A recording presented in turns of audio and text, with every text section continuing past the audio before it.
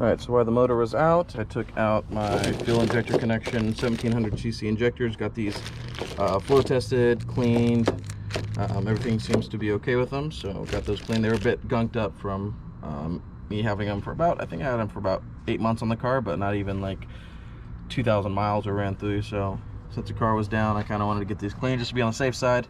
I should probably run some 91 through them, you know, every once in a while, just, you know, maybe like a gallon or less, just to get them cleaned out. So we got the motor here, got it back. It's a crappy job of getting it wrapped up. It was a lot better when I had it wrapped up when I was coming home. So, but I kind of opened it up. So just like what Georgie kind of mentioned to me, the motor kind of looked okay. Just him tearing it apart, but he did notice some silicone in the oil pickup, just from when I got it built the first time. So it may have been over siliconed in some areas, and it kind of went through. I kind of noticed it in the catch can, but maybe I thought it was, you know, the break-in oil that I had in there and whatnot. So we got that all taken care of. And kind of word to the wise, if you're going to build your VQ, do it right the first time. Take it to somebody who is very familiar with these motors.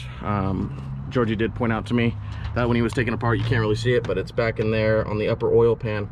A bolt was used that was too long. It kind of made a little bit of a crack, and the area, I wouldn't say in the block, and he epoxied it as best he can. He doesn't think that maybe there would be an issue later on, but he just wanted to let me know that, as well as there's a metal piece right here.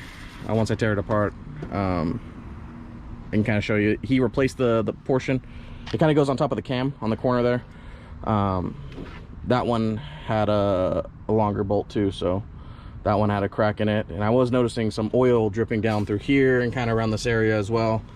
So, I mean, I kind of learned my lesson. Let's take it to someone who knows what they're doing. So Georgie put the L19 head studs in here, the HKS head gasket, and we got the heads resurfaced.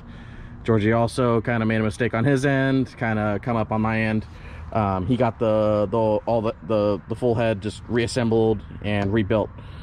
So pretty much everything cleaned out, and everything that he does at his machine shop, that his guys do. So it's kind of a plus on my end. Yeah, got the motor back. Hopefully you should have this in this weekend and fire it up and see how this 700 wheel horsepower G35 does on the street. All right, so we got something else in for the race car. Reason why I am upgrading the clutch is because I'm at 701 wheel horsepower at 600 foot-pounds of torque, and I'm still getting some slippage on that, and that clutch is only rated for 600, so I kind of don't want to be fighting that the entire time and finding sweet spots. So this has been recommended to me by somebody who's pretty well into the VQ community and whatnot. He's one of the first person to get into the 9s in the quarter mile. Jay Franco recommended this one. This one's rated for 745 foot-pounds of torque, so we ended up going with an ACT. It's like a stage 3 race disc. It's more of the streetable version. Obviously got the release bearing, clutch, everything it comes with, alignment tool, and pressure plate. But I have a problem with this.